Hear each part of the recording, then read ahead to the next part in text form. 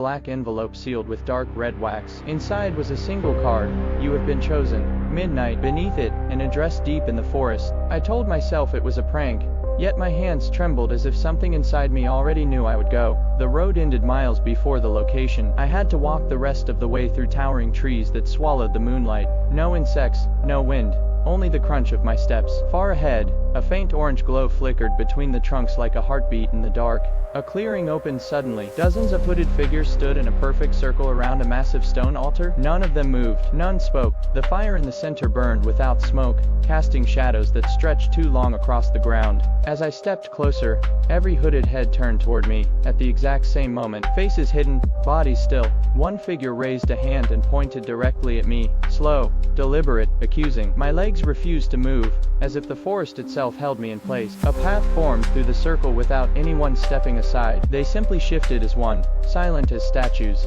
I walked forward, drawn toward the altar by a pressure inside my skull, like invisible fingers guiding my thoughts. The altar was carved with symbols that seemed to twist when I looked at them. Dark stains filled the grooves. Fresh stains. Something wet dripped onto the stone from above, though there were no trees overhead, only empty sky. A low chant began, not from mouths but from somewhere beneath the ground. The soil vibrated under my feet. The fire flared blue, revealing that the hooded figures had no visible faces inside their robes, only darkness deeper than night. One stepped forward and placed a cold hand on my shoulder. Its fingers were too long, joints bending wrong. The touch burned and froze at the same time. I tried to pull away, but my body would not obey. The chanting grew louder, forming words in a language I somehow understood without knowing it. They were not calling something to them, they were calling something through me. Pain exploded behind my eyes. Images flooded my mind. Endless voids, massive shapes drifting in darkness, eyes opening like stars. Something ancient noticed me noticing it. The ground split open with a sound like bone tearing. From the crack seeped a thick black mist that moved as if alive,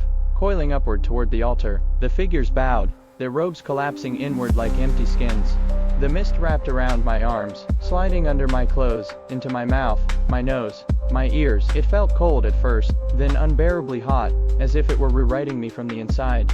Voices spoke inside my skull, thousands layered together. Vessel door returned. My memories flickered, fading, replaced by something older. I could no longer remember why I had been afraid. When the mist cleared, the circle was empty. No figures, no fire, no altar, only scorched earth, and me standing at the center, my shadow stretching in directions where no light existed.